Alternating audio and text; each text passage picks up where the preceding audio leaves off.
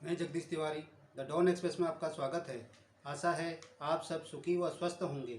आज हम कुछ महत्वपूर्ण विषयों पर बात करेंगे। आशा है आप इसे ज़रूर ध्यान से सुनेंगे।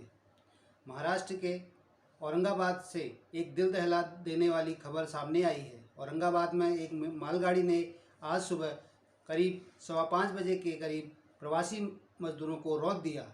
इस हादसे में सभी 17 मजदूरों की दर्दनाक मौत हो गई, जबकि 5 मजदूर घायल हो गए। बताया जा रहा है कि यह हादसा औरंगाबाद के जालना रेलवे के पास हुआ है। मीडिया रिपोर्ट के मुताबिक यह सभी प्रवासी मजदूर महाराष्ट्र से पैदल ही अपने घर मध्य प्रदेश जा रहे थे। थकान अधिक होने के कारण ये सभी ट्रेन की पटरी पर आराम करने के लिए रुक गए थे। इसी दौरान यह सभी मालगाड़ी के चपेट में आ गए और इस हादसे में इनकी मौत हो गई।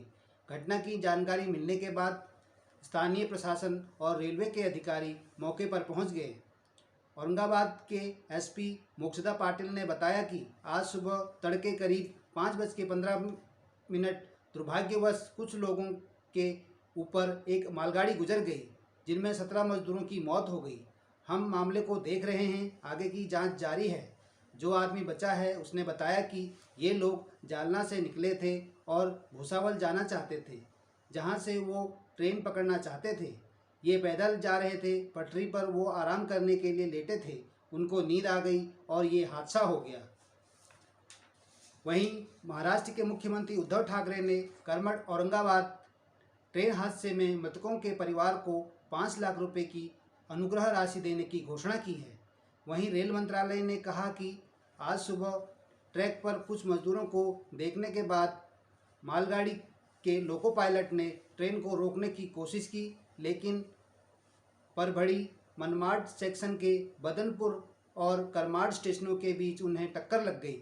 घायलों को औरंगाबाद सिविल अस्पताल ले जाया गया है। जांच के आदेश दे दिए गए हैं। रिपोर्ट के मुताबिक ये मजदूर मध्य प्रदेश के रहने वाले थे। सीएम शिवराज सिंह चौहान ने मृतक मजदूरों के परिवार वालों को 5-5 लाख रुपए का मुआवजा देने की घोषणा की है। सीएम ने रेल मंत्री से बात करके घायलों की मदद करने को कहा है। बता दें कि भारत इस समय कोरोना वायरस महामारी से जूझ रहा है। ऐसे में इस महामारी को रोकने के लिए देश में लॉकडाउन है। लॉकडाउन के कारण देश के अलग अलग राज्यों में प्रवासी मजदूर फंसे गए हैं। कई जगहों से हजारों की संख्या में मजदूर ने पैदल ही अपने घरों की ओर रुख किया है। ऐसे में रात को रुकने के लिए सैकड़ों मजदूरों ने रेलवे ट्रैक का सहारा लिया। बीते दिनों केंद्र की मोदी सरकार की तरफ से मजदूरों को उनके राज्य वापस भेजने की अनुमति दी गई थी, जिसके बाद राज्य सरकारों ने बसों की व्यवस्था कर अपने मजदूरों को बुलाया। इसके अलावा रेलवे की ओर से स्पेशल ट्रेनें भी चलाई गई, जो मजदूरों को उनके राज्य पहुंचा रही है। सुविधाओं के अभाव में इन लोगों ने जब अपने घरों के लिए पैदल सफ़र शुरू किया तो कईयों को मंजिल से पहले ही मौत मिली। 24 मार्च से 4 मई के बीच अब तक विभिन्न हादसों में 59 मजदूरों की जान जा चुकी है। प्रधानमंत्री नरेंद्र मोदी ने हादसे पर दुख जताया है। वहीं रेलवे ने कहा कि ड्राइवर ने ट्रेन को रोकने की पूरी कोशिश की, लेकिन नाकाम रहा। डेड बॉडी को औरंगाबाद के सरकारी अस्पताल में पहुंचाया गया है। पटरी पर बिखरे रोटियों के टुकड़े इस बात की गवाही दे रहे हैं कि मजदूर कई दिन पैदल चलने की तैयारी के साथ ही घर से निकले थे। उसके पास सैनिटाइजर भी था। लॉकडाउन के कारण सभी तरह का परिवहन बंद है, लेकिन फिर भी 24 मार्च से 4 मई के बीच सड़क हादसों में 137 लोगों की मौत देश भर में हुई है। सेव लाइफ फाउंडेशन नामक गैर सरकारी संगठन ने अपनी रिपोर्ट में यह जानकारी दी है। 4 मई तक के आंकड़ों के अनुसार इनमें 42 प्रवासी मजदूर थे। औरंगाबाद के हादसे के बाद यह आंकड़ा बढ़कर अब 59 हो गया है। सेव लाइफ फाउंडेशन की रिपोर्ट के अनुसार अधिकांश मजदूरों की मौत पर घर लौटते वक्त रास्ते में हुई है। अधिकांश को तेज गति से आ रही कार या ट्रक ने कुचल दिया। मृतकों की अधिकांश यूपी, बिहार और राजस्थान के हैं। लॉकडाउन के दौरान सड़क हादसों का शिकार होने वाले कुछ लोग ऐसे भी हैं जो जरूरी सेवाओं में लगे थे, जैसे कोई ज़रूरी दवाई लेकर जा रहा था, तो कोई सब्जी और कोई अनाज जैसी चीज़ों को पहुंचा रहा था। कोरोना संकट के बीच गुरुवार को आंध्र प्रदेश के विशाखापट्टनम से एक गैस रिसाव की घटना सामने आई, जिसके बाद सैकड़ों लोग रिसाव की चपेट में आए और 11 लोगों ने अपनी जान भी गंवाई। इसी बीच संयुक्त राष्ट्र संघ ने मामले की निष्पक्ष जांच कराने की मांग की। गुतारेस के प्रवक्ता स्टीफन दुजारिक ने दैनिक प्रेस ब्रीफिंग में कहा, हम इस हादसे में जान गंवाने वाले लोगों के प्रति शोक व्यक्त करते हैं और प्रभावित लोगों के जल्दी ठीक होने की कामना करते हैं। इस तरह की घटना स्थानीय अधिकारियों को अच्छी तरह जांच करानी चाहिए। विशाखापट्टनम के आर वेंकटपुरम गांव के समीप स्थित बहुराष्ट्रीय कंपनी एलजी पॉलीमर के संयंत्र से स्टायरिन गैस के रिसाव की यह घटना हुई। कुछ घंटों बाद कई लोगों को बेहोशी की हालत में सड़कों पर गिरा हुआ पाया गया, जिसके बाद किसी बड़ी औद्योगिक त्रासदी की आशंका जताई जाने लगी। विशाखापट्टनम में सुबह 3 बजे के आसपास जब लोगों को गहरी नींद थी, तब लोगों को अचानक सांस लेने में घुटन महसूस होने लगी। वो खांसते हुए घरों से बाहर भागे और यहाँ वहाँ गिरने लगे। प्रशासन को जब इसकी सूचना मिली तब बचाव कार्य शुरू किया गया। शुरुआती जांच से पता लगा कि यह रिसाव पास की हिंदुस्तान पॉलीमर कंपनी के प्लांट से हुआ है। इस हादसे में 11 लोगों की मौत हो चुकी है, जबकि 20 लोग गंभीर हैं। वहीं 150 से अधिक और 300 से ज़्यादा लोगों का इलाज चल रहा है। वहीं राष्ट्रीय राजधानी में वैश्विक महामारी कोरोना के बचाव को लेकर सभी RWA बेहद सतर्क हैं। RWA अपनी सोसाइटी में बाहरी व्यक्तियों के प्रवेश के साथ साथ घरेलू सहायिकाओं के आने जाने पर भी कड़ी निगरानी रख रही है। RWA का कहना है कि सोसाइटी में आने को लेकर किसी तरह का प्रतिबंध नहीं, पर सतर्कता जरूरी है। यही वजह है कि RWA ने सोसाइटी में प्रवेश और निकास से पहले सभी घरेलू सहायिकाओं और अन्य कर्मियों का तापमान निरीक्षण और उनके डेटा का संकलन करना शुरू कर दिया है। साथ ही RWA पदाधिकारियों ने रेजिडेंट से अपील की है कि वह केवल बेहद ज़रूरी होने पर ही सहायिकाएं, ड्राइवर और मालिक को घर पर बुलाएं।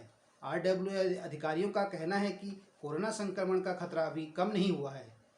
इसके बावजूद घरेलू सहायिकाएं कई घरों में काम कर रही हैं, जिसके संक्रमण के फैलने से खतरा बढ़ा रहता है। ऐसे में जिन घरों में सीनियर सिटीजन या कोई बीमार व्यक्ति है, उनके लिए घरेलू सहायिकाएं या छोटे बच्चों की देखभाल करने वाली सहायिकाओं की स्वीकृति दी गई है, लेकिन सामान्यतः लोगों से अपील की गई है कि वह लॉकडाउन के समाप्त होने तक घर में ही रहें और किसी बाहरी व्यक्ति को घर में ना बुलाएं। RWA ने कहा, कॉलोनी के गेट पर सुरक्षाकर्मियों को तापमान चेक करने के लिए मशीन दे दी गई है। इस दौरान सोसाइटी में प्रवेश करने वाले व्यक्ति की जानकारी के साथ तापमान भी रजिस्टर में लिखा जाता है, ताकि कोई दिक्कत होने पर प्रशासन को जानकारी उपलब्ध कराई जा सके। वहीं दिल्ली में नशा शराब में होती है तो नाचती बोतल। कभी महानायक अमिताभ बच्चन ने इस गाने पर लोगों को झूमने के लिए मजबूर कर दिया था, लेकिन उपरोक्त फोटो भी बहुत कुछ कहती है। कोरोना वायरस के कहर के बीच देश भर में आ रही ऐसी तस्वीरों की बाद कई सरकारों ने ऑनलाइन शराब की बिक्री शुरू कर दी है, तो भला दिल्ली कैसे पीछे रह सकता था। दिल्ली सरकार ने भी अब ऑनलाइन टोकन व्यवस्था शुरू करने का फैसला किया है। इस बाबत आप पार्टी के पूर्व विधायक नितिन त्यागी ने इसकी पुष्टि की है। बता दें कि कोरोना वायरस के बढ़ते मामले के बीच जब शराब बिक्री का आदेश दिया गया तो लोगों का हुजूम देखकर सरकार के पसीने तो छूटने ही थे। एक ऐसी भीड़ जो सोशल डिस्टेंसिंग का कल तक पालन करने का दम रख भरती थी, घरों में जान को बचाने की जद्दोजहद में दिन रात लगी हुई थी। अचानक से जैसे ही दिल्ली में लोकप्रिय CM अरविंद केजरीवाल ने 3 मई की घोषणा की, अब बर्दाश्त नहीं होता राजस्व का राज, रोज रोज नुकसान होना, कोरोना वायरस के साथ अब जीने की कला विकसित करनी होगी। वो एक गाना आपने सुना होगा, जीना यहाँ मरना यहाँ, इसके सिवा जाना कहाँ। हालांकि उन्होंने अगला शब्द मरना नहीं जोड़ा। उसके लिए तो शराब की बिक्री का आदेश ही देना काफ़ी था, लेकिन अब शराब की चहेते लोगों को चिंता करने की ज़रूरत नहीं। दिल्ली सरकार ने एहतियात के तौर पर ऑनलाइन बिक्री को मंजूरी दे दी है, जिससे अब भीड़ तंत्र किसी भीड़ का हिस्सा बने बिना ही शराब खरीद सकेंगे। हालांकि यह शराब की दुकान अभी किसी हॉटस्पॉट इलाके में नहीं खोली जाएगी। इस टोकन व्यवस्था में 50 लोगों को टोकन दी जाएगी। दिल्ली में फ़िलहाल 160 शराब की दुकानें हैं। दिल्ली सरकार ने एक वेबसाइट token.in लॉन्च की है। दिल्ली सरकार ने एक वेबसाइट qtoken.in लॉन्च की है, जिस पर जाकर पहले रजिस्ट्रेशन कराना अनिवार्य होगा, जिसमें तारीख और समय भी दिया जाएगा। उस खास दिन आप बेहिचक शराब की दुकान पर जाकर भीड़ का हिस्सा न बनते हुए शराब की बोतल आसानी से प्राप्त कर सकेंगे। हालांकि इस नई व्यवस्था से सोशल डिस्टेंसिंग के टूटने का भी डर नहीं रहेगा, साथ ही अतिरिक्त पुलिस व्यवस्था भी नहीं लगानी पड़ेगी, जिससे किसी बड़े लक्ष्य और नामी ग्रामी व्यक्ति के सर से पुलिस की लाठी को टकराने का भी खतरा नहीं रहेगा। साभार, daily home and daily hunt. धन्यवाद। The don express.